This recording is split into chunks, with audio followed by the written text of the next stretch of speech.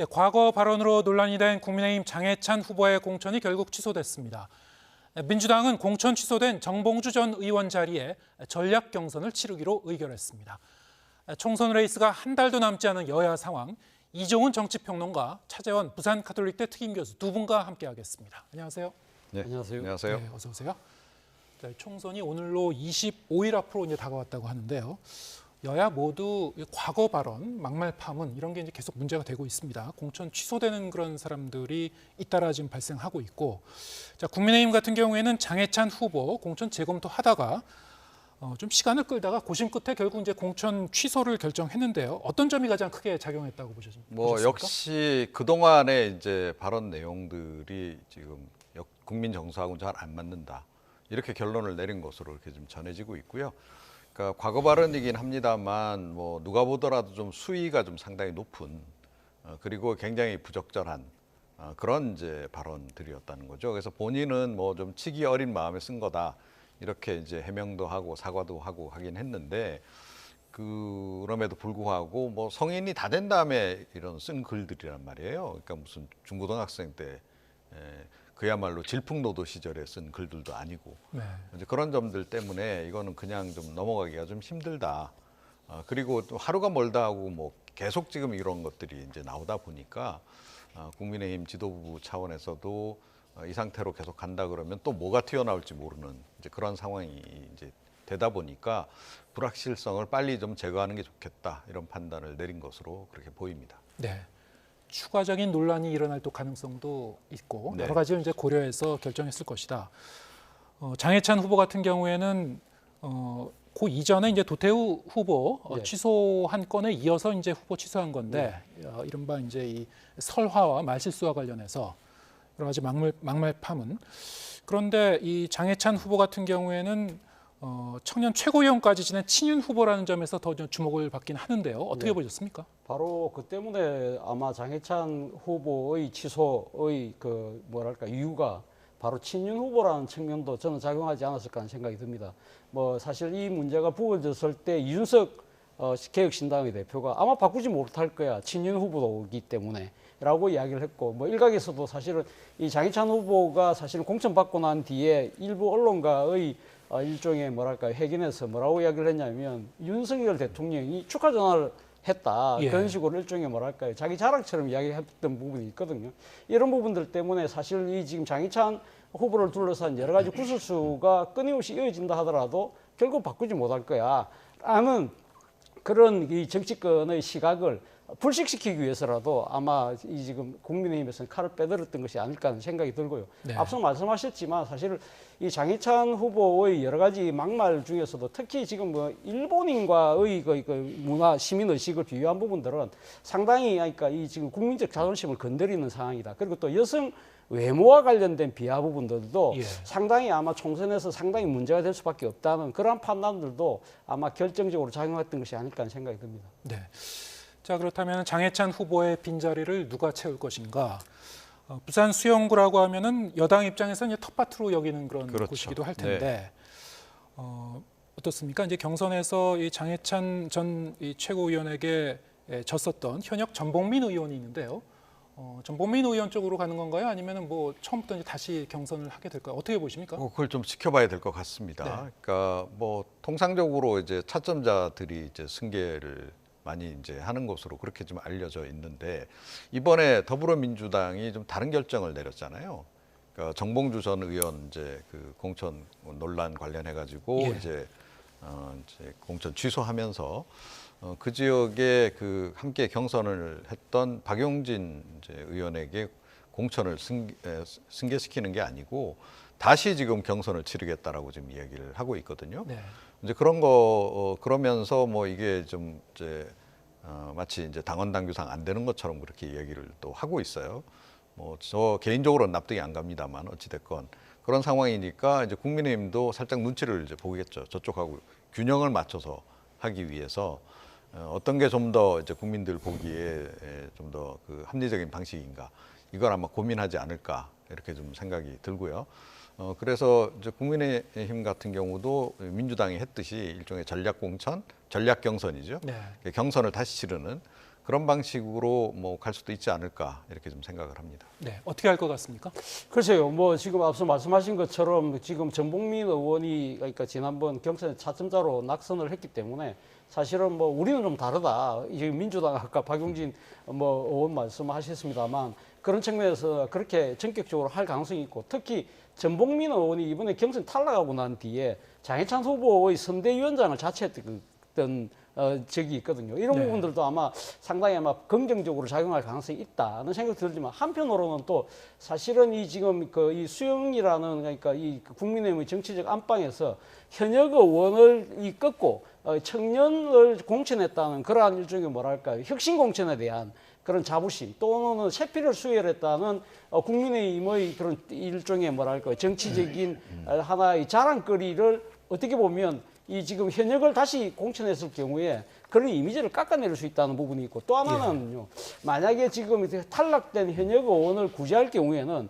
똑같이 지금 대구 중랑구에서 앞서 도태우 후보도 사실 현역을 꺾고 당선이 되었는데 공천이 취소가 됐거든요. 그렇다고 한다면 거기도 탈락한 임병헌 의원을 줘야 된다는 논리가 성립되기 때문에 그럴 경우에는 공교롭게도 경선에 탈락한 현역들이 다 살아나는 그런 상황이 된다고 한다면 국민의힘 입장에서 상당히 정치적 부담이 될 수 있겠다. 그래서 저는 조금 더 고민을 하지 않을까 하는 생각이 듭니다. 예. 자, 이렇게 되면은 이 후보 공천 연달아 취소하게 되면은 이게 다 문제가 해결된 거냐? 아직도 좀 남아 있는 논란이 있습니다. 이를테면은 조수연 후보 같은 경우에 일제시대 옹호글로 이제 논란이 됐는데 광복회장을 찾아서 뭐 큰절 인사를 드리면서 이제 사죄를 하기도 했습니다만 당내에서도 문제 제기가 지금 나오고 있습니다. 안철수 의원 같은 경우에 이제 선당 후사 정신으로 결단해야 된다 이렇게 언급하기도 했고요. 어떻게 될 것 같습니까? 그러니까 이제 자진 사퇴하라는 얘기를 이제 안철수 의원이 한 거죠. 네. 자진 사퇴라는 결단을 내리기가 좀 쉽지는 않을 것 같고 제가 보기에는 이것도 공관위에서 최종적으로 좀 판단을 내려서 결정을 좀 해야 되지 않을까 이렇게 생각합니다. 지금 양당이 왜 이렇게 지금 막말 관련한 부분에 대해서 지금 뭐 기민하게 대처를 하느냐. 예. 이게 지금 그 총선 국면에서 가장 어떻게 보면 중요한 국면에 지금 진입을 한 상태거든요. 그러니까 뭐냐하면 중도층 표심을 최종적으로 이제 잡는 쪽이 이제 승리를 하기 때문에 그 중도층을 의식한 지금 행보를 하고 있는 겁니다. 자기네들 핵심 지지층들만 대상으로 정치 총선을 이제 염두에 두고 있다라고 한다면 굳이 이렇게까지 할 이유는 사실은 없어요. 예. 그럼에도 불구하고 지금 어찌됐건 이제 중도층을 잡아야 되다 보니까 서로 양당이 지금 경쟁을 하고 있는 그런 그 상황인데 이 상황에서는 사실은 결단을 빨리 내리는 쪽이 훨씬 더 유리하다. 시간 질질 끌어봤자 별로 보탬이 안 된다. 그런 지적을 좀 해드리고 싶습니다. 네.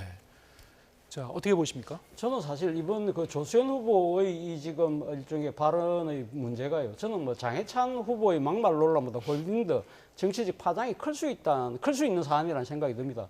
지금 그러니까 이 지금 그 봉건 왕조의 조선의 지배보다 일제 강점기가 오히려 더 살기 좋았을 것이라는 이야기 자체는 사실 전형적인 친일 논리거든요. 소위 말하는 충원 이강수의 민족 개조론을 떠올리게 하는 그러한 그 지금 상당히 막말이기 때문에 이러한 부분들이 국민 정서를 상당히 건드린 측면이 있다는 것이죠. 그리고 특히 지금 그 지난 4년 전 선거 때도 보면 사실은 이 진보 세력들은 보수 이꼴은 일종의 친일 세력이라는 프레임을 갖고 상당히 정치 공세를 펼쳐오는 상황이기 때문에 국민의힘 입장에서는 이 사안을 그냥 넘길 경우에는 친일 프레임에 빠질 수 있다는 측면도 분명히 있는 것이고요. 또 하나는 윤석열 정권의 가장 업적 중에 하나로 지금 내세우고 있는 것이 한일 관계의 정상화잖아요. 예. 그런데 만약에 지금 조수연 후보의 이런 친일 발언을 그대로 묻어두고 간다고 한다면 한일 관계를 정상화했다기보다는 친일 프레임에 또 이 대통령의 외교적 취재까지 같이 무너질 수밖에 없는 그런 상황이다. 그렇다고 한다면 국민의힘 내부에서도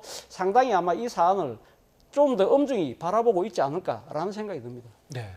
자, 이런 게 일부 후보 한 지역구의 문제가 아니고 자, 어떻게 이 당이 후속 그 조치를 취하느냐에 따라서 전반적인 이제 판세에도 영향을 줄 수 있다. 상당히 좀 양당이 개별적 사안에 대해서도 좀 심각하게 보고 진지하게 보고 있습니다만 하나하나 좀 계속 얘기를 해보겠습니다.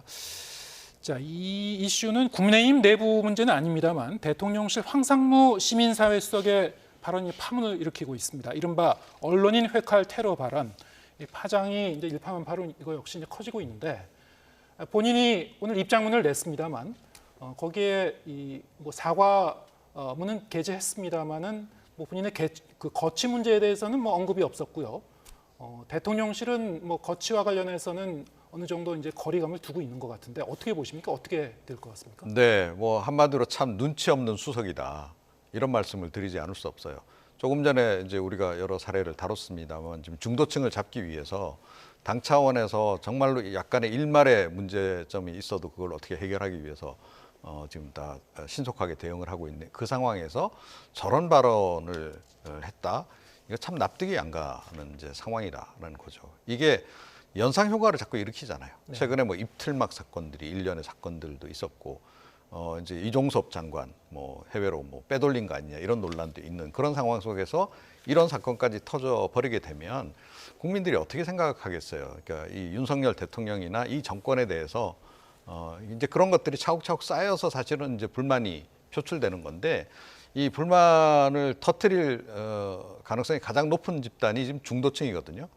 저는 최근에 중도층이 지난 정권 때하고도 상당히 다른 것 같아요. 그러니까 굉장히 침묵하고 있어요. 그런데 속으로 이제 분노가 가득 차 있는 그런 상황인데 여론조사에도 응답 잘 안 하고 딱 숨어 있다가 지난번 이제 강서구청장 보궐선거 때처럼 폭발적으로 이제 자기 자신들의 표심을 나타낸다라는 거죠. 그래서 이번 총선에도 그럴 가능성이 굉장히 높습니다. 그래서 이런 것들이 이제 단발성이라 하더라도 문제인데 조금 전에 이제 말씀드렸듯이 이게 계속 누적이 되고 있는 거예요. 이런 사건들이. 네. 예, 이렇다면 이거는 굉장히 총선에 악영향을 끼칠 수밖에 없는 상황이고 이 부분에 대해서 정말 뭐 대통령실이 좀 달라졌다. 또는 이제 당 차원에서도 국민의힘이 좀 달라졌다는 걸 보여주기 위해서라도 당 차원에서 요청을 해서라도 이건 사실은 좀 정리해야 되는 그런 대상이 아닌가 이렇게 생각합니다. 네. 지금 야당에서 민주당에서 이 황수석의 경질을 요구하고 있습니다만 아직까지 이제 대통령실에서는 뭐 별다른 기미가 안 보이고 네. 어떻게 보십니까? 이 미묘한 국면에 총선에 좀 그 변수로 떠오를 것 같습니까? 저는 뭐 상당한 변수로 떠오르지 않을까 하는 생각이 듭니다. 사실은 뭐 그러니까 총선에 대한 뭐 여러 가지 영향력 이런 부분들을 따지기 전에요. 저는 사실 황상무 수석의 이 이야기가 사실 전해졌을 때 저는 바로 대통령실에서 조치가 있을 거라고 봤습니다. 왜냐하면 사실은 지금 황상무 수석이 이야기한 지금 이 핵칼 테러 운운한 부분은요. 사실은 비판 언론에 대한 겁박이고 협박이잖아요. 이거는 대통령이 이야기한 헌법 정신, 헌법 가치하고 정면으로 이 지금 그러니까 이 부합 이거 이렇게 충돌하는 사안이라는 것이죠. 대통령이 항상 이야기하는 헌법 정신 중에 하나가 가장 중요한 게 표현의 자유, 언론의 자유잖아요. 이러한 비판 언론에 대해서 그럼 권력이 마음에 안 든다고 해서 핵칼 테러를 운운한다. 그것이 농담이라고 치부할 수 있는 사안입니까? 그리고 또 하나는 지금 황상무 수석이 언론에 대한 핵칼 테러 운운뿐만 아니라 5.18에 대한 폄훼 이야기도 했잖아요. 5.18이 상당히 뭔가 음모론적인 시각에서 이야기하는 부분들은 대통령이 누누이 강조하고 있는 5.18 정신의 헌법 전문에 반영해야 되겠다는 국정 철학과도 이 지금 그러니까 맞지 않는 그러한 이야기라고 한다면 대통령 핵심 참모가 대통령 국정 철학과 대통령이 말하고 있는 여러 가지 대국민 공약과 충돌하는 사안이라고 한다면 사실은 뭐 지금 오늘 4줄짜리 사과를 하는 것이 아니라 본인 스스로가 책임을 지고 물러나야 되는 것이 아닐까라는 생각이 들고요. 그리고 이 문제와 관련해서 오늘 뭐 지금 국민의힘 소속의 안철수 의원이 이 집 문제에 대해서 이제 적극적인 조치를 요구하는 이야기를 했습니다만 저는 안철수 의원 개인의 이런 입장이 아니라 저는 여당 차원에서도 헌법 가치와 헌법 정신을 위배하는 이 대통령의 참모의 이 심각한 발언에 대해서는 저는 강력한 목소리를 낼 필요가 있다는 생각이 듭니다. 네. 저희 민주당 상황도 좀 짚어보겠습니다. 민주당 최고위가 이 정봉주 후보의 공천을 취소하고 그럼 그 빈자리에 어떻게 누구를 추천할 것인가? 아까 잠깐 얘기하셨습니다만 박용진 의원이 혹시 공천 승계를 받는 거 아닌가 이렇게 봤더니 그렇게 하진 않고 전략 경선으로 가기로 했죠. 어떻습니까? 이게 당원 당규상 뭐 어렵다. 당에서는 그렇게 얘기하기도 하는데 어떤 게 맞는 겁니까? 글쎄요. 당원 당규 이전에 이건 좀 약간 상식의 문제가 아닐까 이런 생각이 좀 들어요. 보통 상식적으로 이제 차점자가 승계하는 게 일반적인 그런 경우잖아요. 예. 그런데 뭐 당원 당규에 차점자가 승계하면 절대 안 된다는 뭐가 원칙이 명기가 돼 있는지 좀 잘 모르겠습니다. 그렇게까지 디테일하게는 안 돼 있는 거로 제가 알고 있는데 각 당의 뭐 당원 당규라는 게 사실은 뭐 코에 걸면 코걸이, 귀에 걸면 귀걸이 이렇게 해석의 여지가 많도록 이렇게 규정된 내용들이 많기 때문에 저는 그렇게 보고 유권 해석을 지금 그렇게 내리는 것으로 지금 이제 이렇게 보이는데 이게 제가 보기에는 조금 납득이 안 가고요. 그러니까 그리고 결국은 뭐 친명 안무에 공천 주기 위해서 하는 거로 이렇게 아마 대부분의 전문가들이나 일반 국민들이 인식을 할 겁니다. 경선을 거쳐서 뭐 전략이라고 하는 명칭을 이제 붙였는데 사실은 이제 박용진 의원도 처음 방침은 완전히 배제할 것처럼 얘기를 했었잖아요. 경선을 이제 하거나 이제 전략 공천을 할 때 배제할 것처럼 하다가 당내 일각에서 아이 박용진을 왜 배제하느냐는 얘기가 나오니까 박용진에게도 기회를 주는 척하면서 지금 경선 이라고 해서 이제 그런데 전략 경선이다. 뭐 이렇게 지금 명칭이 참 묘하게 붙어 있는 상황인데 제가 보기엔 이건 결국은 뭐 그 이재명 대표가 자신과 가까운 누구를 공천 주기 위해서 결국 뭐 이렇게 좀 틀을 복잡하게 좀 만들어 가는 게 아닌가 그런 의혹을 지우기가 좀 어렵습니다. 네. 이재명 대표 같은 경우에는 이렇게 설명을 했습니다. 네. 어떤 경기에서도 승부가 났는데 1등이 문제됐다고 채점자가 우승자가 되지는 않는다. 그런데 우리가 상식적으로 볼 때는 올림픽에서 금메달 획득한 선수가 이를테면 뭐 약물 문제로 이 자격 상실을 하게 되면은 은메달 선수가 승계하지 않습니까? 금메달을? 그렇죠. 예, 그게 이제 상식인데 그렇죠.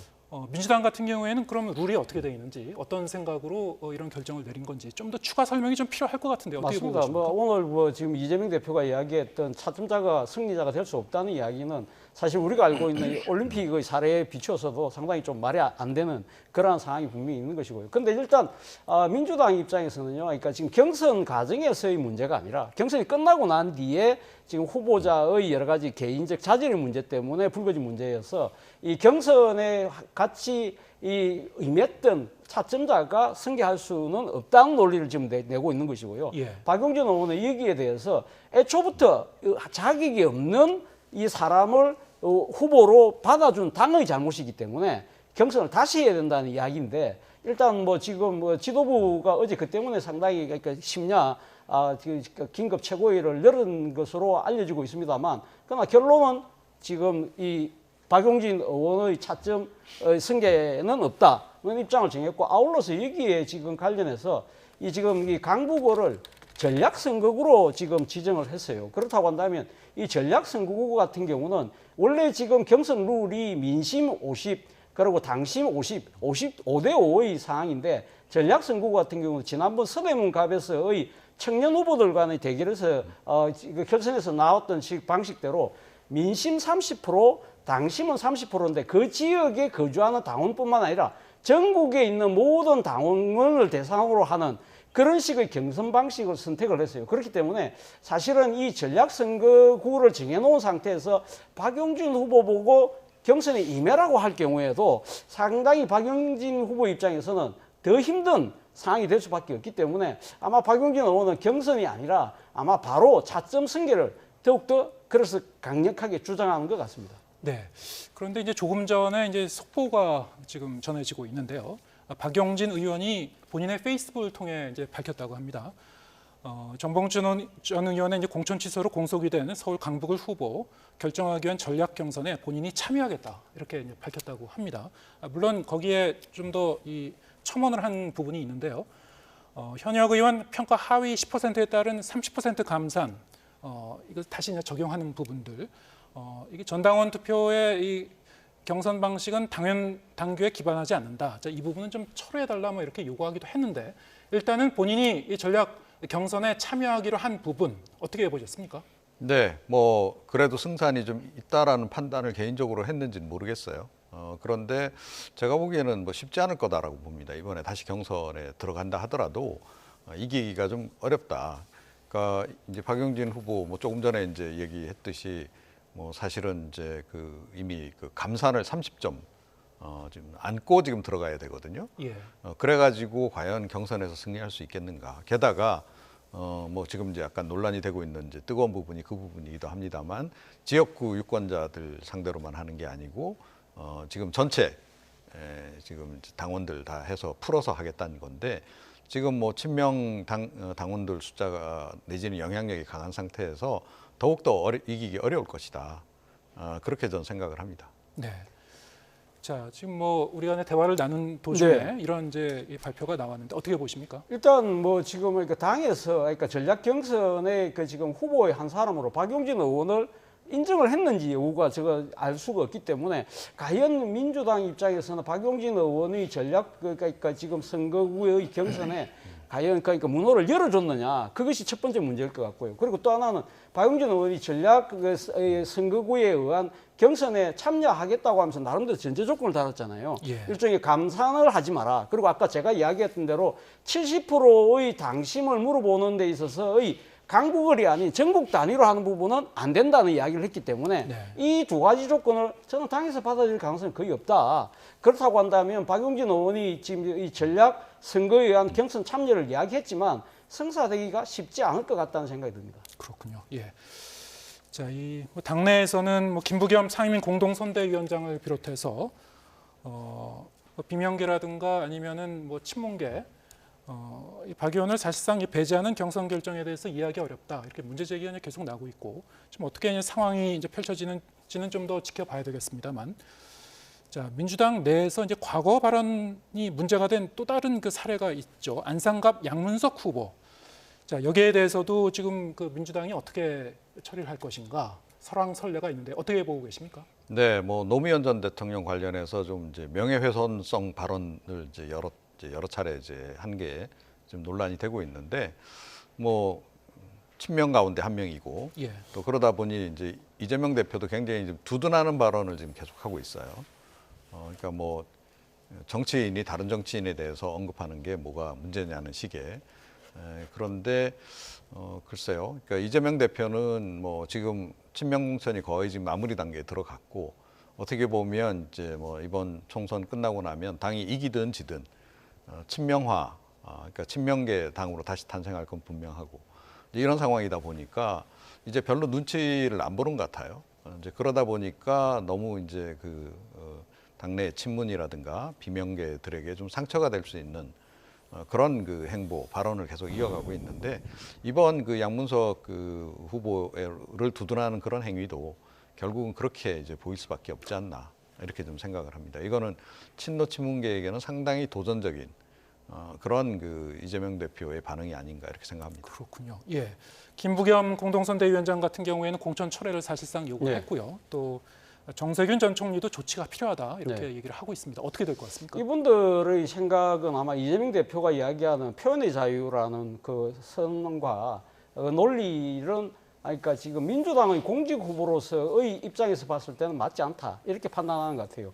이재명 대표가 이야기하는 표현의 자유, 일반인 양문석이라는 사람이 노무현 대통령에 대한 비판을 했다고 한다면 그건 얼마든지 가능하죠. 그러나 민주당의 이 추천한 공직 후보잖아요. 그렇다고 한다면 그 김대중 노무현 정신을 계승하겠다는 민주당의 정체성에 부합되는 인물을 추천하는 것이 맞다. 그렇기 때문에 그러니까 지금 노무현 대통령에 대한 상당히 여러 가지 인격적 폄하, 비하 발언 같은 경우는 그러니까 지금 민주당의 정체성에 부합되는 공직자 후보로서는 미흡하다는 것이 지금 그 김부겸, 정세균 전 총리의 입장인 것 같고요. 또 그리고 공교롭게도 양문석 이 후보가 이번에 경선에서 꺾은 후보가요.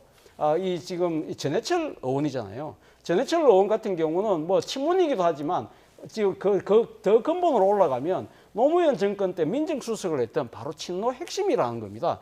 그렇기 때문에 사실 양문석 이 후보에 대한 이 지금 여러 가지 논란에도 공천을 계속적으로 갖고 갈 경우에는 이제는 지금 친문대 그러니까 친명의 대립이 아니라 자칫 잘못하면 당이 친명 대 친노의 또 이 대결처럼 또 번질 가능성이 있다. 이런 부분들이 사실 총선을 임하는 민주당 입장에서는 원팀을 만드는데 심각한 장애가 될 수밖에 없잖아요. 바로 이런 우려들 때문에 지금 두 전직 총리뿐만 아니라 이광재 의원이라든지 임종석 전 대통령 비서실장까지도 상당한 우려를 공식적으로 표명한 계기가 아닐까 하는 생각이 듭니다. 예, 알겠습니다. 자, 오늘 여야 대표가 모두 경기도 남부로 향했습니다. 낙동강 벨트, 한강 벨트와 함께 이른바 반도체 벨트로 언급되는 곳들인데요. 어떤 발언이 나왔는지 함께 들어보시겠습니다. 오선은 민주당에서 내린 오선을 했습니다. 그걸로 인해서 오산이 좋아졌습니까? 오선을 했으면 20년을 했으면 뭔가 좋아졌어야 합니다. 국민의 입장에서는 우리가 선출한 우리의 대리인이 과연 제 역할을 했는지를 심판하는 날입니다. 하다못해 알바를 써도 열심히 일하지 않으면 중도에 그만둘 수밖에 없지 않습니까? 네. 자, 이 경기도 남부 지역 같은 경우에는 일반적으로 좀 야당세가 강한 곳으로 여겨지긴 합니다만 여당도 전략 공천을 하면서 이번 총선에서 이제 승부를 걸고 있습니다. 자, 판세 어떻게 보고 계십니까? 네, 그러니까 지금 상당히 이쪽은 그 난전 형태가 지금 돼버린 게 아닌가 이런 생각이 좀 들어요.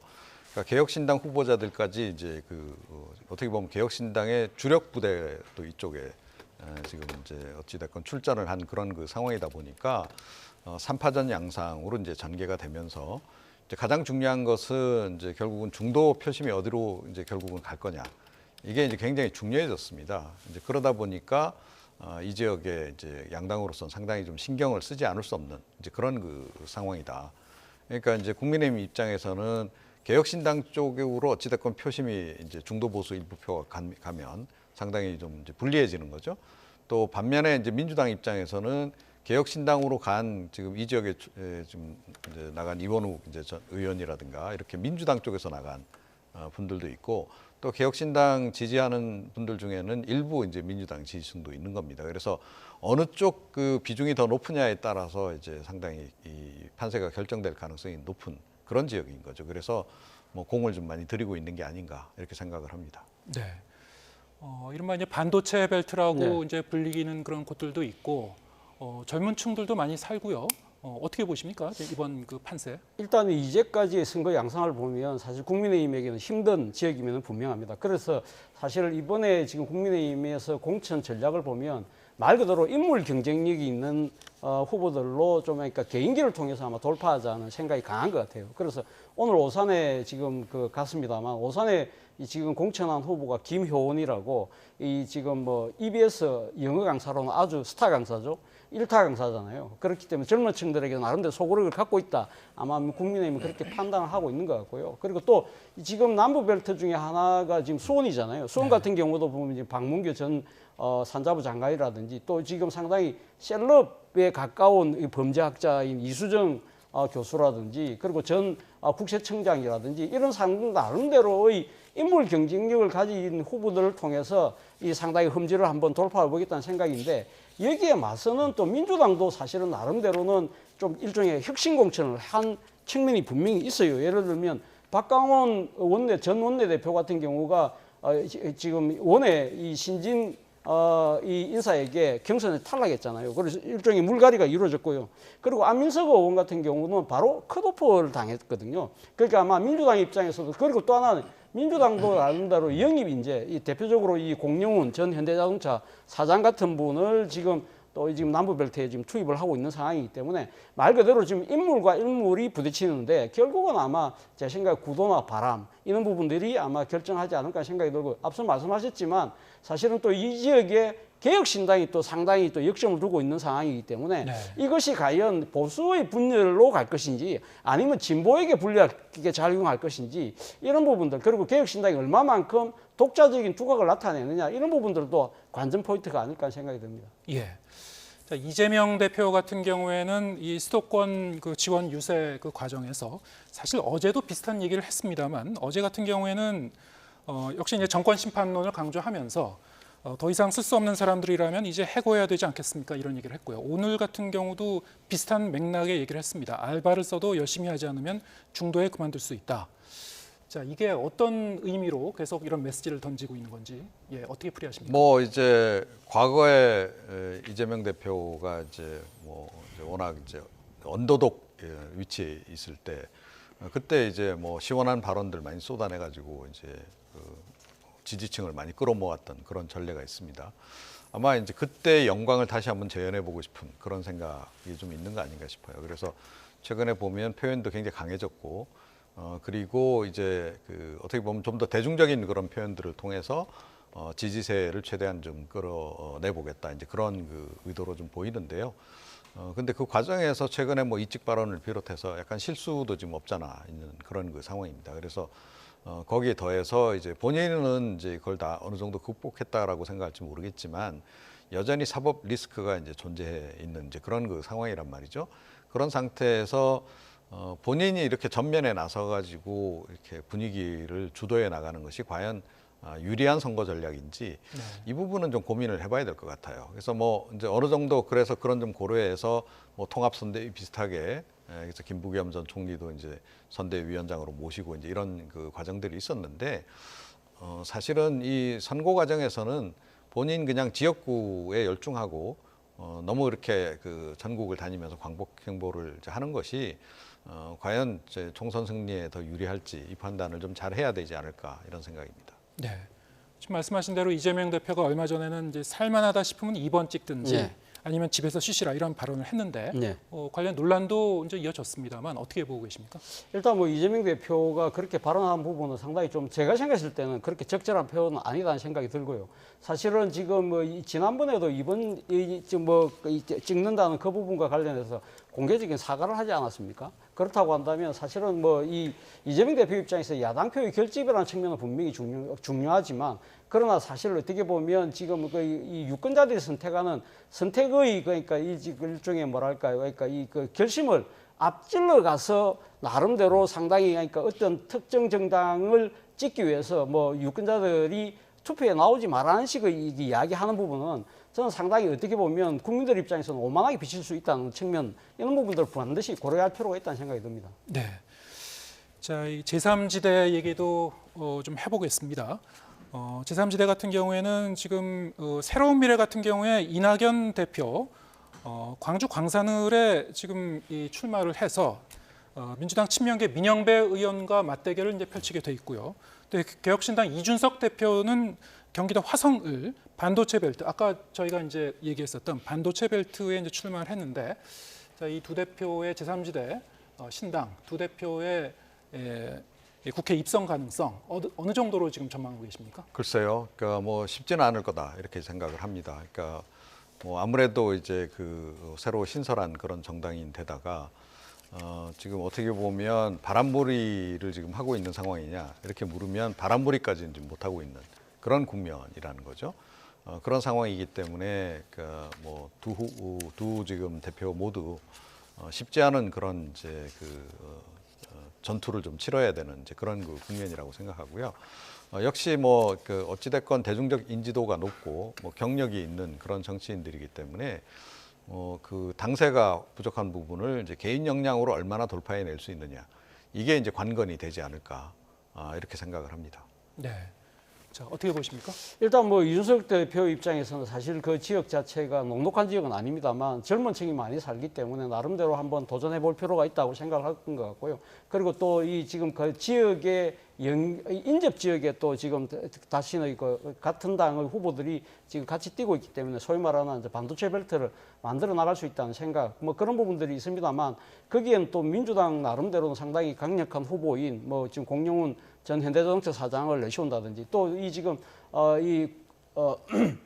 국민의힘 입장에서도 상당히 그러니까 지금 그 젊은 층이라고 할 수 있는 후보를 또 지금 냈기 때문에 이런 부분들을 과연 어떻게 작용할 것인가 상당히 중요한 것 같고요. 그리고 또 하나는 지금 이낙연 대표 같은 경우는 호남에서 호남의 심장이라고 할 수 있는 강주에서 지금 출마를 합니다만 사실은 어떻게 보면 지금 본인의 입장에서는 상당히 아마 지금 이 호남을 대표하는 정치인으로서 이 지금 호남의 정치 1번지라는 강주에서 내 나름대로의 아마 충분한 경쟁력을 갖추고 있다고 판단할지 모르겠지만 어떻게 보면 지금 전통적인 지금 민주당 지지층 입장에서는 자칫 잘못하면 야권의 분열 이런 부분들 때문에 상당히 그러니까 지금 보수 세력이 어부지리할 수 있다는 판단을 할 경우에는 또 그것이 불리하게 작용할 수도 있기 때문에 이것이 과연 어떻게 진행될지는 좀 더 지켜봐야 될 대목이 아닐까 생각이 듭니다. 네.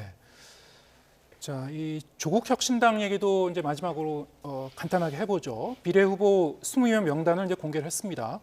여기에는 물론 조국 대표, 황운하 의원 등등 이제 포함이 됐는데요. 자, 국민의힘이 이것을 보고 조국 황운하 방지법 총선 공약으로 추진하겠다는 입장을 이제 계속 밝히고 있는데요. 조국 대표 같은 경우에는 이게 이제 위헌이다 이렇게 이제 주장을 하고 있습니다. 유죄 확정 시에 비례 승계 금지는 위헌이다. 어떤 게 맞습니까? 이 부분은 뭐 조국 대표 말이 맞지 않을까 이렇게 생각을 합니다. 그러니까 어찌됐건 이제 그 피선거권은 누구에게나 다 있는 것이고 이제 그렇습니다. 그리고 이제 비례대표 관련해서는 이제 이미 그 승계순이라든가 이런 것들도 다 법에 이제 규정이 돼 있는 이제 그런 그 상황이고 한데 그런 부분을 이제 뭐 이렇게 좀 무시하는 그런 이제 과연 입법이 가능하겠는가 하는 거죠. 기존의 입법하고 충돌하는 법안이 이제 통과될 때는 그런 부분에서 사실은 이제 다 검증을 사전에 하도록 돼 있는데 제가 보기에 실제로 성사되기는 어려운 법안이다 이렇게 생각을 합니다. 근데 일단은 이제 그 조국 혁신당을 좀 견제를 해야 된다는 생각 때문에 아마 이런 발언을 좀 이제 한 게 아닌가, 이런 카드를 내놓은 게 아닌가 이렇게 생각을 합니다. 예, 알겠습니다. 시간이 다 돼서 오늘 말씀 여기까지 듣겠습니다. 이종훈 정치평론가, 차재원 부산가톨릭대 특임교수와 함께했습니다. 고맙습니다.